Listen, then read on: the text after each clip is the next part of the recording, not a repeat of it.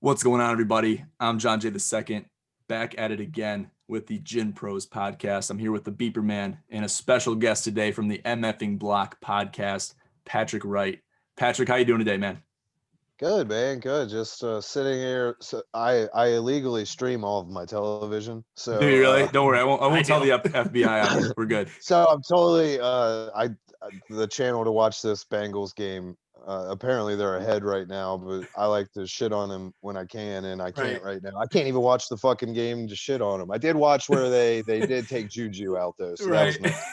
That was a brutal hit. They just played a replay of that, and I was like, I even had to take a step back in my seat and be like, wow, that was kind of a crazy hit. They didn't throw a flag on that play? No flags. There was no laundry on the field. Clean hit. Juju's dancing around like a lunatic like he's done the last couple of weeks. And I mean, so far, since he's making them pay for it. They definitely are. I mean, you really can't take much away from this Bengals team right now. I don't know what's going on, but I think they're on like their 12th quarterback at this point. I mean, Finley's the kid's name. I mean, I don't know what he was doing before this, but he's piecing together a little bit of a football game in the first half. So he is. How do you feel about Joey Burrow, Patrick? Let me ask you real quick. I think that he obviously has talent. I mean, he looked great on a team that has zero offensive line. In fact, just to point out how bad that offensive line is, the last two seasons that Dalton was the starting quarterback, they gave up over 150 sacks. I mean, unacceptable. You're gonna take, like, my personal opinion, Burrow the number one pick should have been traded for multiple pieces and future picks to build that team, because now what you've done is you've gotten a really good quarterback behind no line with a team that has hardly any defense at all. They're not even trying to establish a run game. So they're coming for him. For him. And you got to make pieces. Like me being a Raiders fan, like with what Gruden did, with trading away Khalil Mack and Amari Cooper. Yeah, the Brown thing totally fell apart, but whatever. Right. But like trading off Cooper for multiple picks and Khalil Mack, and everyone was like, man, Khalil Mack's the best defensive player in the league. And I'm like, yeah, but we're 25th ranked in defense. So like, what does it matter? Like, that doesn't help you. 100%. I agree with you 100%. We kind of feel the similar effect here in Detroit. You know, we call ourselves, I don't call myself personally a Detroit fan. I don't want to speak for the Beep here. But not a chance. You know, we kind of grew out of that. We matured. Some people never grow out of it. I mean, what happened is Patrick, is we matured as human beings, and we realized that we were not going to let a franchise let us down for our entire life. So, but no, you're right. I mean, they were getting ready to.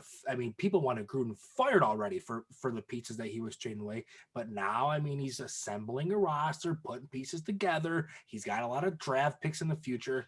And you're absolutely right. So, I mean, although the Raiders have been a little spotty here and there this year, I think you have a lot to be excited for as a Raiders fan moving forward. I mean, would you agree? Absolutely. Like, I wait until Ruggs is like 3 seasons deep. Right. Like, it's done. Here's my question. Is Derek Carr your guy at quarterback for the foreseeable future in Las Vegas? So I honestly thought, I don't think he is. And the only reason is because I think you've seen his ceiling, and like he's not going to be any better than what we've seen. And you know, before this year, like I think last year he made $8 million, and this year he was due $20 million. Yeah, like I don't know. I was surprised that he wasn't cut or released or whatever, or traded.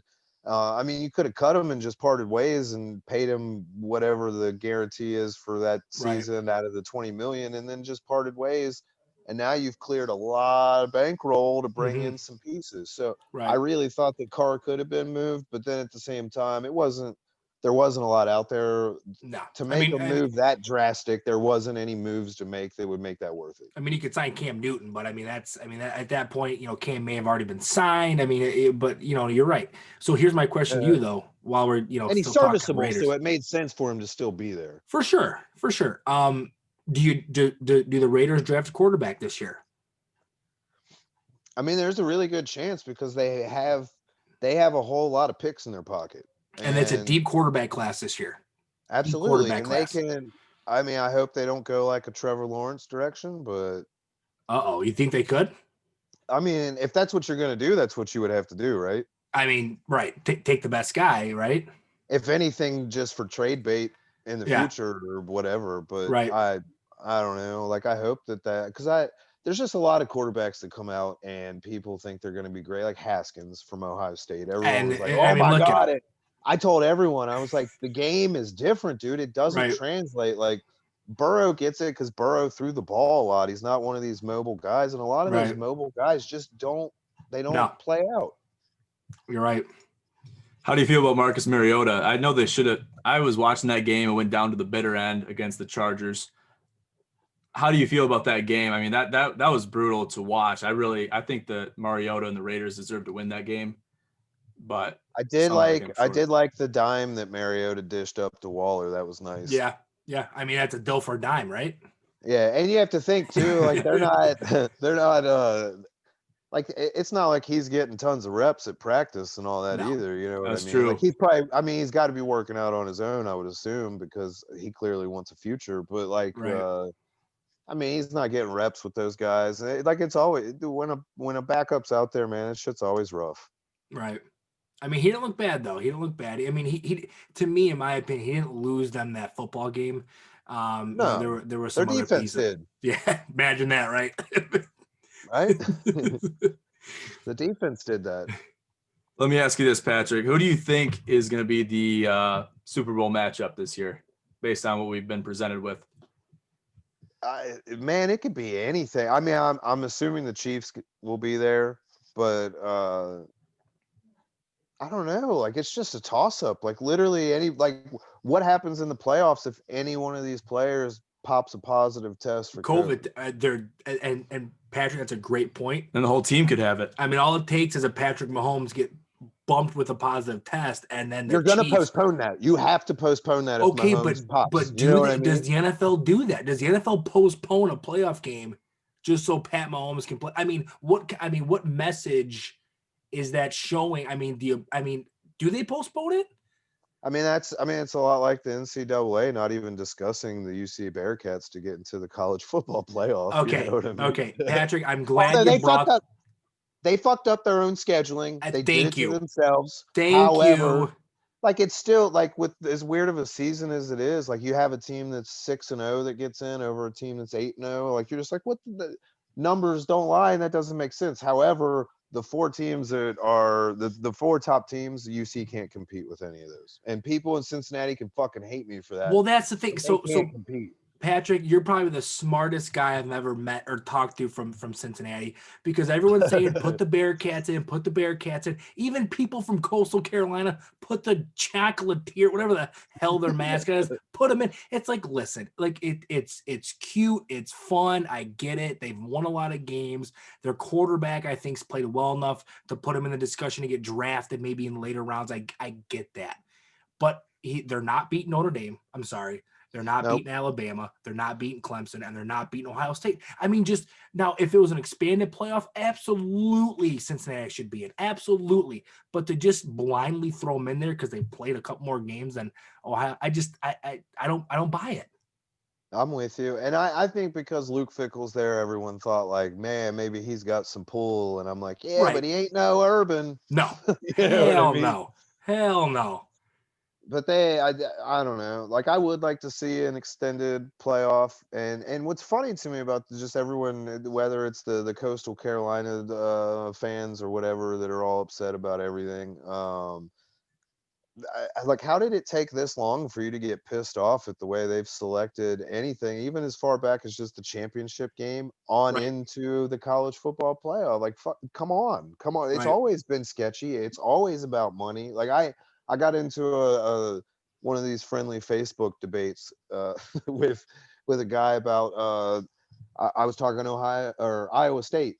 So with Iowa State, like, he was claiming that the Bearcats should be above Iowa State, and I was like, dude, Iowa State is in a bigger conference and gets bigger pool, and there's more money there, dude. Absolutely. There's just more money. Right. And I mean, to be completely honest with everybody in the podcast right now, money is what drives college athletics. And if you can get a team in a bigger bowl with a bigger, following and fan base, I mean, the NCAA is going to do that. Right. I mean, absolutely. Well, and with how sketchy the NCAA is, like, I mean, how much money do you think somebody that lives in the state of Alabama has put into a briefcase and just dropped off at somebody that works for NCAA? You know what I mean? Undisclosed amount of money shows up at the NCAA doorstep with maybe an Alabama Roll Tide sticker on the front of it. I mean, it You probably know? happens. Probably happens more than we'd like to admit. But I'm not a huge Saban fan, not a huge Alabama fan, so I'd be fine turning them into the board for that. But that's neither here nor there. So tell me about your fandom to the UC Bearcats. Where does that come from? So the Bearcats, I mean, I always hope well for the football team because, I mean, it's the local university, and I took a few classes there. Notice I didn't say graduate. I took a few classes there. I noticed. But I got to meet a lot of the players on multiple teams, and Really, like one of my good friends is Alex Meacham, who was a walk-on under Bob Huggins when like Kenyon Martin was on the team. Oh, no kidding. Yeah. So like it's I guess it's the circle of people. Like, I mean, I live in the city, and then the circle of people I ended up surrounding myself with. There's just connections. It always goes back. Like, my buddy's got season tickets for the basketball games, and I get to go to the basketball games. Right. Like, are you going to say no to sitting right behind the bench? Absolutely not. I don't care if you're watching the Harlem Globetrotters. You're not going to say no to that. Well, one really cool moment I had, one of the games I went to, I think it was when they played Tulsa a couple years ago, and they honored Nick Van Exel with some kind of honorary award. Okay. And because of the people I know, like I was in a locker room shaking hands with and Nick there Van he is. Exel, You're just shaking the dude's hand right there. and I'm just like, man, you're tiny. But you're not as big as I were. He was really cool. It was just cool, and that's what's awesome about being around that. Like Tony Pike for the Bearcats had some really cool games. So it's cool to meet these guys that you only really see highlights on ESPN. Right. So here's a quick question. So obviously, we're from Michigan. John graduated from Michigan State. I've been going to Michigan State football games since I was in diapers almost. I'm a Draymond Green fan. Okay, there you go. There it is. We love that. We absolutely love that. So we grew up around the East Lansing culture, and obviously Michigan State football games, they pack out almost 100,000, and it's a great time. How is the college football scene in Cincinnati? Is there a ton of support for them? Does it depend on how well the team is, or is there kind of just we're going to support them no matter what? There's typically just that blind support of no matter what's happening. Sometimes, like, there's always a lot of support, but like in seasons when they did really bad, like when Tuberville was here, nobody was going to that shit. No one liked him. He really destroyed the team, and you just had a series of unfortunate events, man. Like, you get Tuberville, who sucks ass. You get Brian Kelly that dips out the night before the Sugar Bowl. You know what I mean? Like, he literally Brian Kelly literally had a team meeting and told the team, like, I'm not going with you guys down to the Sugar Bowl, which they already didn't have a chance against Florida in that game anyway. Yeah, like, that was in like what, 2010? Yeah. So I mean, you just have that, and it was just bad. It's nice to have Luke Fickell here, but like, well, I mean, you can't forget the Butch Jones era, though, right? Absolutely, yeah. I mean, he had a good run. So myself, I don't know if John went, but so we went to Flushing High School, which is kind of right in the middle of Michigan. But I actually went to a University of Cincinnati Bearcats football camp in high school. Our whole team got bused down there. And it was when Butch Jones was there. So we were I think it was the old stadium. Now, did they get a new stadium? No, it's still the Nippert. It's still at Nippert. Okay, so it was that stadium, and it was really cool. We got to meet the players, meet the coaches. There was a ton of high schools there that we were able to compete against. So I guess we got a little bit of Cincinnati connection here. Oh, 100%. 100%. That was a Brad Brown era for us. They did. UC did just recently renovate the Shoemaker Center, or not Shoemaker. Maybe it is a Shoemaker. But they just redid the entire basketball arena. Gotcha. And that's sick. And what was cool is the season while that was being renovated, the Bearcats actually played all their home games just across the river at NKU. Go Norse for whoever is a fucking NKU I mean, fan. who roots for Northern Kentucky University? Does anybody root for those guys? I'm sure there's fans out there. What's wild is after they got the tournament bid a few years back, they got moved up to Division One. Right. I mean, hey, that's all it takes. I mean, if you make it to the tournament, then you're the real deal. I never thought we'd be shouting out the Northern Kentucky University. What are they, the Norsemen? Yeah, Norse. Maybe the Norsemen. Their mascot's a guy on a horse. I mean, they're wearing a helmet. Are we on foot or horseback? You really don't know if you went to Northern Kentucky. You really don't know. But I mean, I did want to shout out the with Michigan State and Draymond Green. I mean, thank you for. I mean, so where does that love come from? So Draymond Green, and this is so I do have my favorite teams, and when my favorite teams don't win, it doesn't ruin my day. It might suck because I'm gonna bet on my favorite teams, but it's not going to ruin my day. But I'm just a sports fan, and I just want to see really amazing people do really amazing shit, and that's just what it boils down to for me. And when you look at the people, you just see a lot of people that hate on Draymond, whether it's him talking shit or a dirty foul or whatever it is. That's never changed. Like, he didn't just become this guy. Like, I didn't hear you bitching about it when he was helping out your brackets. When he was leading Michigan State to Sweet 16s, Pat. I mean, come on. And so you have that situation, and I watched him play. And I mean, he's a great coach, but like, you just look at the player that Draymond is and what Draymond does away from the ball. Like, I've told people Draymond's going to be an NBA Hall of Famer, whether you like it or not. Like, for sure he is.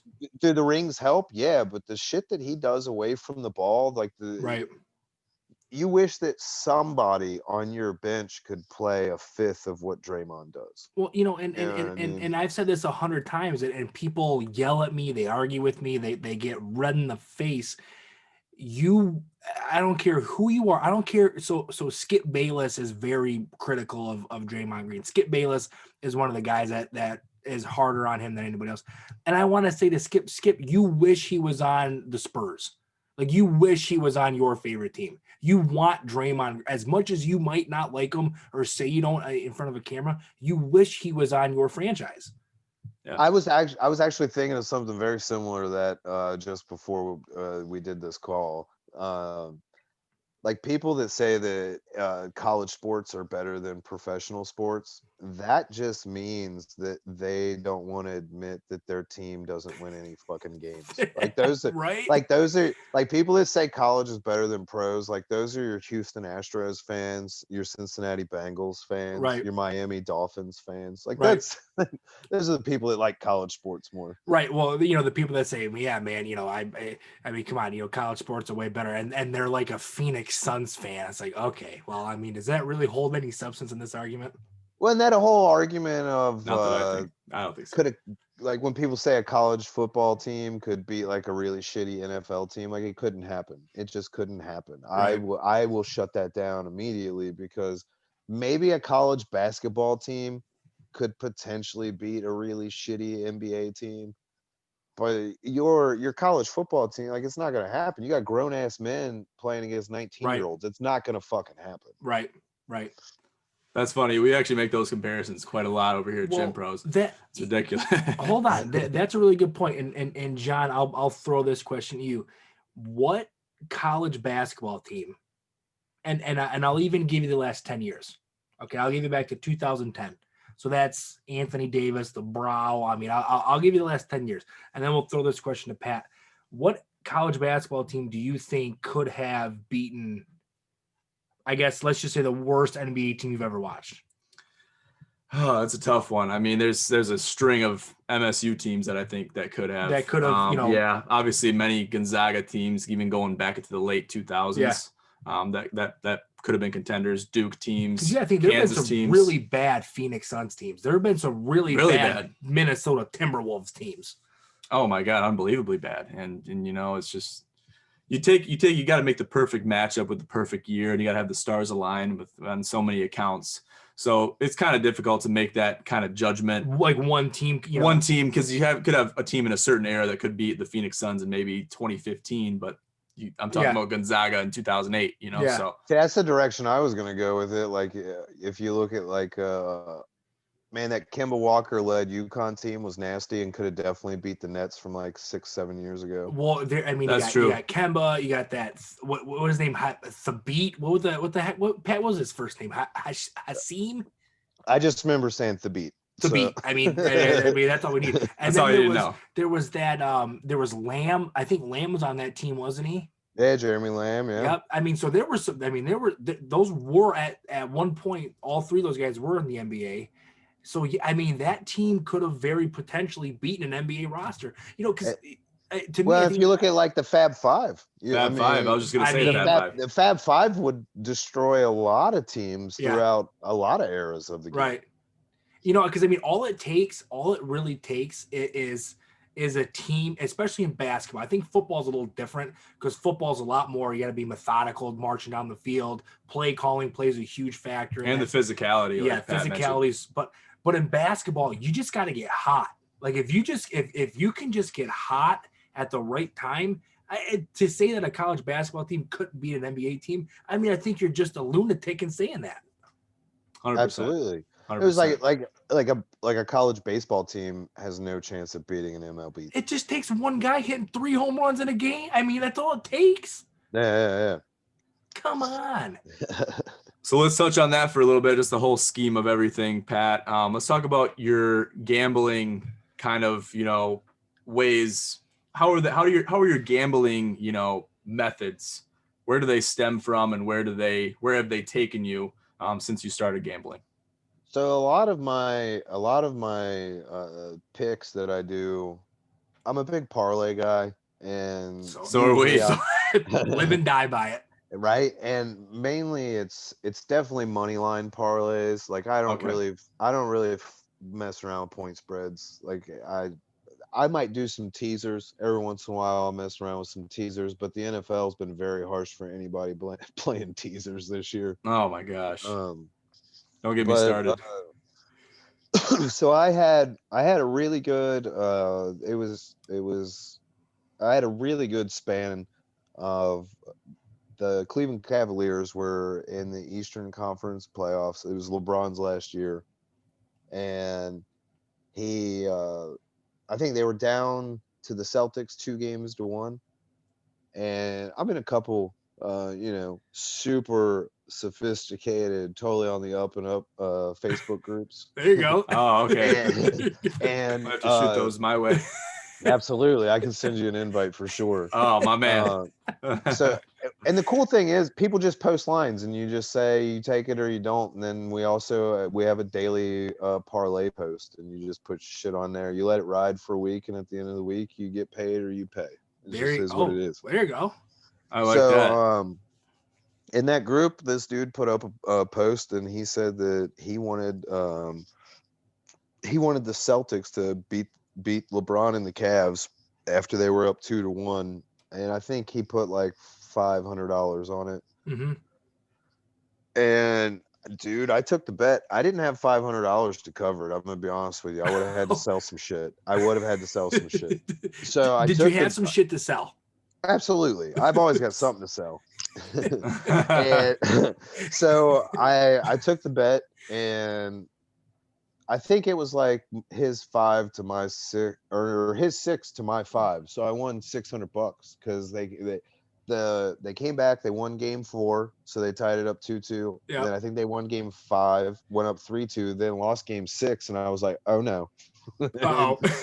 But then they come out and they win game 7, and I was like, nice, man, I'm up 600. So then I take that 600, and they went to the championship against or the final. They went to the finals against the Warriors.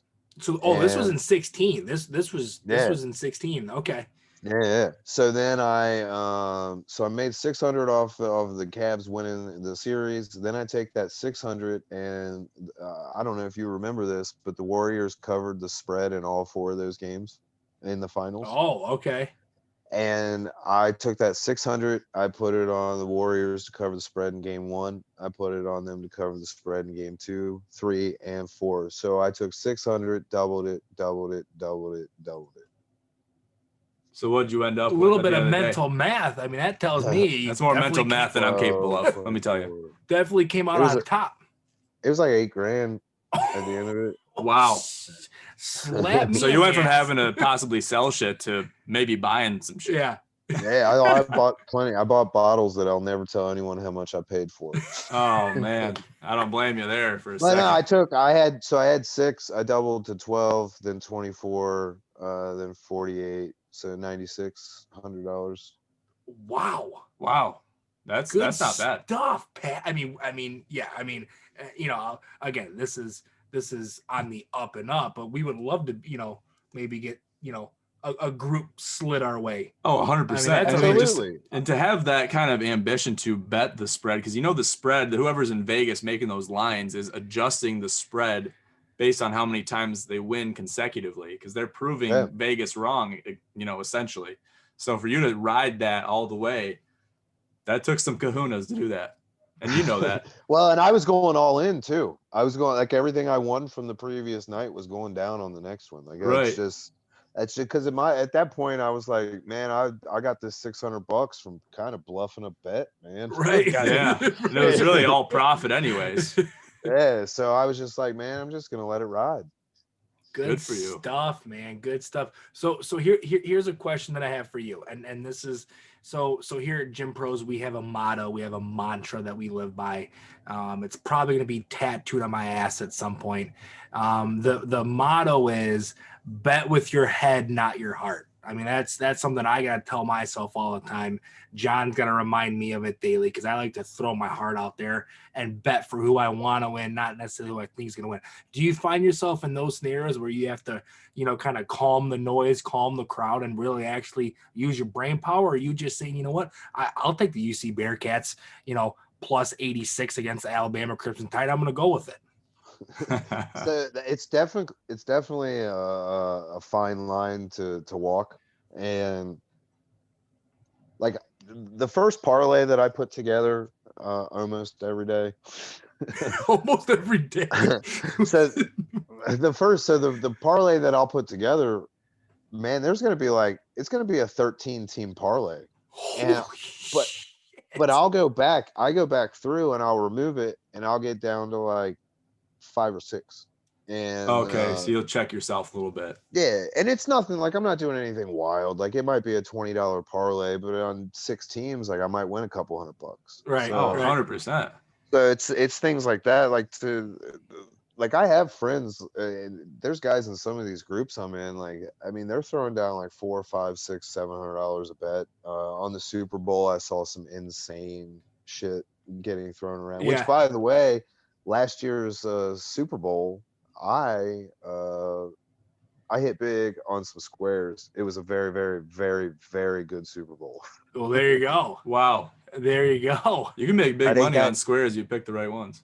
Dude, well, and if you remember last year's Super Bowl, or not last year's, it was the previous years, because I believe at halftime, wasn't it still tied 0-0? It was 0-0 going to half. Absolutely. You're absolutely right. It was 0-0, and then the end of the game was still 0-0 last digits. Well, there you go. Yeah, because it was like 10. What was it, like 10-0 or something? Yeah. It was like 0-0 and then 10-0. Yeah. And so I hit at halftime for 0-0, and then of course I hit the big one for the final score of 0-0. Dude, and Patch is like, there you go. I mean, I just paid rent for the next 6 months. I just paid.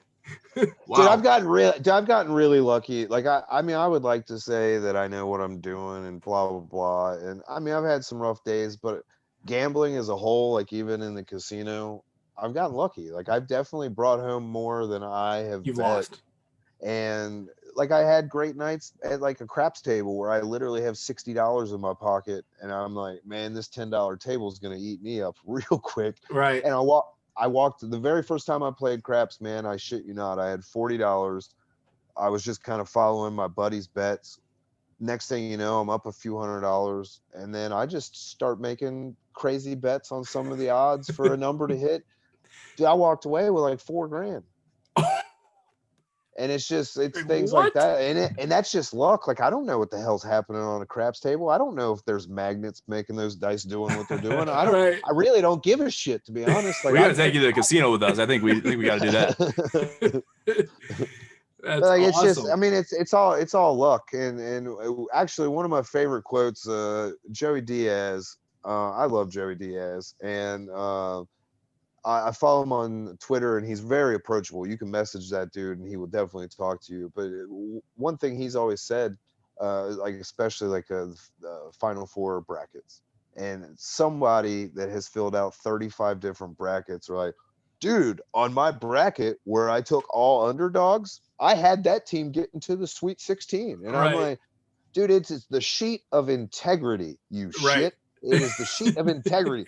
Fill out one and roll with it, man. Like who's trying to follow 35 brackets anyway? I can't even follow one. Right. For sure. No, that's a great point. I mean, because you know, I've even fell victim of it. You know, I mean, there have been times where I've had 10, 12, 13 brackets.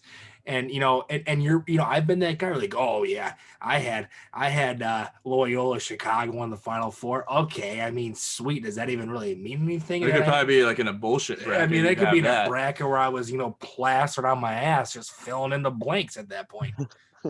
my wife does, like my wife fills one out and I fill one out, and she does better than me every year. You know, and isn't it crazy how that happens? Because you try to think of it analytically, and it's just going to bite you in the ass probably the first round. Just by thinking of it that way, because there's so many upsets, and then those upsets kind of have a domino effect going into later rounds. So it's like you might as well just throw darts at a dartboard and make picks that way. For sure. But really, to wrap that whole question up about head or heart, you got to go with the head for sure. See, and that, you know, Patrick, I find it so hard to do that, because if I could, I would empty my checking account every single weekend and put it on the Cowboys. And I know if I do that, I'd be living in a box on the side of the road. Absolutely. But good stuff. Good stuff. Well, so, just going with your heart, it's just dangerous, because if you're a flat out homer, you're gonna get fucked. Right. That's the house will own you quicker than you can say Beelzebub. Then it's just ridiculous. It's absolutely ridiculous. And you know, it's so tough, especially you mentioned NFL is so impossible to bet this year. It's gonna eat you alive betting with your heart over betting with your head, even more so. So it's tough. You gotta swallow your pride. Well, it's like if your team's going up against a defense whose starting cornerback is out because of a COVID test, they're going to lose the goddamn game. They're going to lose. Like it's just they're going to take the opposing team's going to take 100% advantage of that, and you're just going to lose. Right. Good. Yeah, that's a good point. So really quick, Patrick, I didn't want to miss this part of the podcast. I wanted to, go ahead and tell us a little bit about the background of your podcast, how it started, what prompted you to start it. Obviously, we're here at GINPROS, we're in the early stages of us starting it. So we want to dive a little bit into your background with it.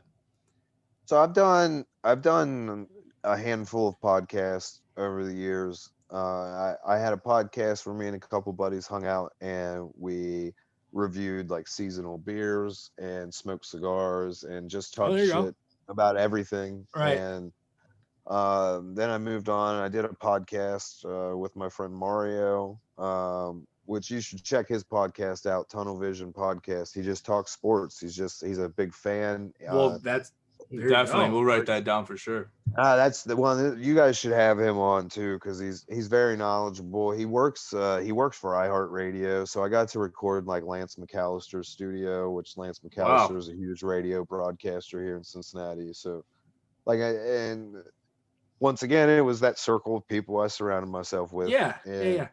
But this podcast specifically, so I've had this idea for a long time, and the whole thing is that I just want to talk to people that know more about shit than I do. and I want to Mhm. know more. I just want to understand more about things I don't get. Like, Mhm. not to bring the mood down, but like my second episode, I had my friend Breezy on, and she was molested by a family member from the time she was 4 until she was 8 years old. Wow. I've never forced myself on anybody, so I Right. don't understand either side of that. Like, I don't understand the intent, and I don't understand the reaction, because Right. unfortunately no one's ever tried to rape me, and I hope that nobody thinks that that's a horrible joke. Right. Right. That's not a bad joke. That's just a joke. Right. But So it's a joke, everybody. yeah. So nobody has ever raped me, and I have never raped anybody. And my friend Breezy, she and I have known each other for a long time, and she had even said during that podcast, knowing you, like, you've probably never even gotten to the point where someone told you no. And I was like, you're not wrong. Like, Yeah. Right. I've just never been in a situation where shit got weird. Never. Right. And so I had her on. I had a friend of mine that was a photographer who happened to be so downtown Cincinnati after the the death of George Floyd. Yep. There were a lot of protests and stuff downtown, and I had a friend that was down there that documented all of it. So I had him on. My buddy that he trains Brazilian jiu-jitsu, and he's went to Thailand to train with Master Toddy in Thailand. I've had him on, but I've had this idea for a long time, and I used to call the idea phone calls with friends. And like, the whole idea of it for me is how organic it is. Like, yes, do I have a list of a few questions to help guide the conversation? For sure, but it's still going to be free. Like, I'm still Right. going to just let it, like, when you used to have, before you could text anybody and you had to call someone to tell them happy birthday, or tell them to thank you for sending them something, or whatever it may be, to see how the day is going, to make plans, to anything. You had to call them, and that conversation was 100% organic. Like, text messages are so planned out. Like, Oh, for how sure many they are. how many text messages did you type out and delete and retype and send today? Right. Oh, man. That's a fantastic point. Countless amount. How many tweets did you delete today? You know what I mean? Right. Like, it just goes, okay, everything is just so, not necessarily pre-planned. It's just so organized and revised, Revised. Yeah, to that's a where good way to put it. it's not a real, like, it's not that it's not real, it's just unorganic and almost seems It's not raw, unauthentic. is what it is. Not raw information. Yeah, exactly. So that's kind of where the idea came from, That's really and cool. I've been riding it for a few years, just the whole idea. And with COVID, and I had a 2-week vacation at the beginning of COVID, so I was hanging out with my buddy Sean a whole lot, and he and I started it, and he hates being out there as much as this makes him be out there. Uh, and I mean, you guys see the insights of the shit that you guys do. Like, I mean, Right. there's a lot more people that actually see your shit than are liking your shit. So Oh, that's the 100%. important part, is how many people are seeing it. So I don't think he likes being out there too much, and he kind of backed off a bit. But he's my boy. He's my best friend. I've known him for at least 2 decades now. Yeah. So, Well, Wow, good that's really stuff, cool. man. That's it's always interesting, on our end, because we kind of a little bit about our background. Binkers here, he started GINPROS like last. It was probably late 2018, but it was more or Right. less just and you can see by our Instagram handle, Bet with Gin. It was mostly just sports handicapping and stuff like that. But it kind of blossomed into something that became a real media podcast type video organization here in August of this year. So Tony really helped me out with that. And we kind of had an idea and really blossomed into something great. So we're really happy with what we've been able to do and the conversations we've had. Well, it's great. the big thing, that I think we kind of, and it sounds like even you, that really have a leg up on a lot of people, is it's just like, you just have fun doing it. I mean, it's take all the monetary stuff out of it, take all whatever, you just like to get that, sit down and have the conversation. Like us at sports, we love sports, football, basketball, baseball, especially the college side of things. We have a blast doing that. So to be able to just take one day out of the week, forget about everything else that's going on, especially during, in 2020, I tell people all the time, the relaunch of GINPROS really helped me, emotionally, mentally, just to be able to take that one day out of the week, sit down and just talk about sports, whatever capacity it was. One great thing with as shitty as this year has been, like yourself, man, I posted on Facebook the other day that this podcast is the best thing I've ever done for my own mental health. For sure. Oh, absolutely. It's huge.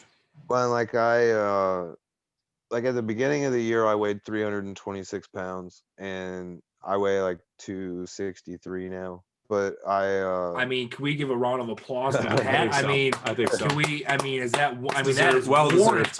Pat, my man. It. And you look great. You look great through the screen. Let me tell you. I'm trying. And for me, like this year, like it's been weird. Like my wife had gotten laid off early on, and I was still working in the liquor store. And at the beginning of this, we didn't know exactly how horrible any of this was going to be. And right. My wife and kids are at my house, and I was staying at my friend Sean's. I stayed there for like 5 weeks because I'm still going to work in an international airport, and they scared everybody to death with anything that could never happen, and make sure you have plenty of toilet paper. Yeah. So it was just, it's been a really weird year, and it could have been really negative, and I could have just drank a lot and gambled away our fucking life savings and had people knocking on the door wanting to know about taking our house back and shit like that. Right. But, for sure. That's the easy way out, right? Yeah, but it was, and being positive and care, like not caring is fucking easy. Like that's the easiest shit in the world. Like some people are like, man, it's fucking hard to not give a shit. I'm like, nah, that's the easiest shit in the world, man. You could smoke some crack and not give a fuck and not care about anything. So it's a lot harder to just do the right thing, man. Right.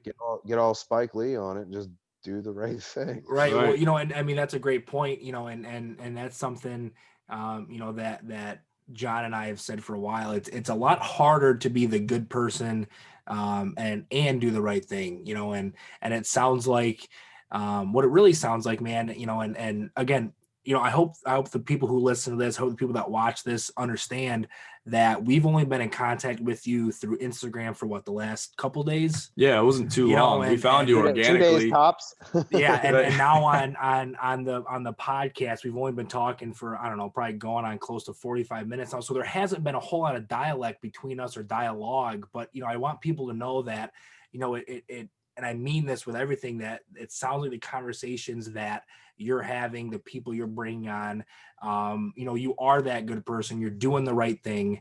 And you know what, man, you have a great thing going, and I just hope you keep pursuing it and just see where it takes you. Oh, absolutely, man. I appreciate that.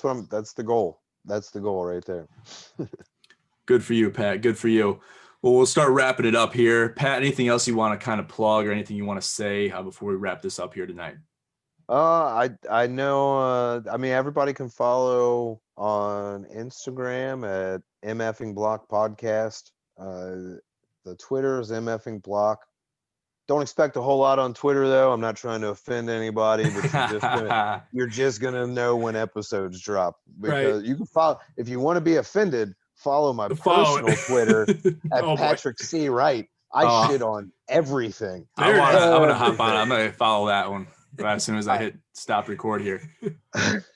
I shit on everything on that, but the podcast is on Spotify, Apple Podcasts, Google Podcasts. I put it on Anchor, so Anchor distributes everywhere. So, but yeah, it's been fun, man, and I'm glad people are following along, and it's definitely been picking up the last handful of weeks, and like, I'm glad you guys came across, because this was a great time, and I hope. Me too. I had a blast. I had so much fun. And I hope that this keeps going too, because and I'm definitely gonna have you guys on. We got to reciprocate this. Oh, we got to. Absolutely. It's automatic. But yeah, man, good stuff. Pat, again, on our end, thank you for, because, a lot of people get prideful and, I'm not going to have them on, or I'm not going to go on. I'm too good for that, but no, man, like really from us here at Gin, thank you for tuning in. We look forward to the relationship moving forward. I'm sure, we'll be featured several times moving forward. So yeah, man, we appreciate it. Yeah. Thanks again, Pat. And just so everybody knows, we're going to post all Pat's information below, the MF'ing Block Podcast. All the socials will be down below in the description. So be sure to check out Pat's podcast. Very exciting stuff that he is doing over there. But I just wanted to thank everybody for tuning in tonight. Thank you guys so much for tuning into the official GINPROS podcast. I'm John J. II. Have a great night.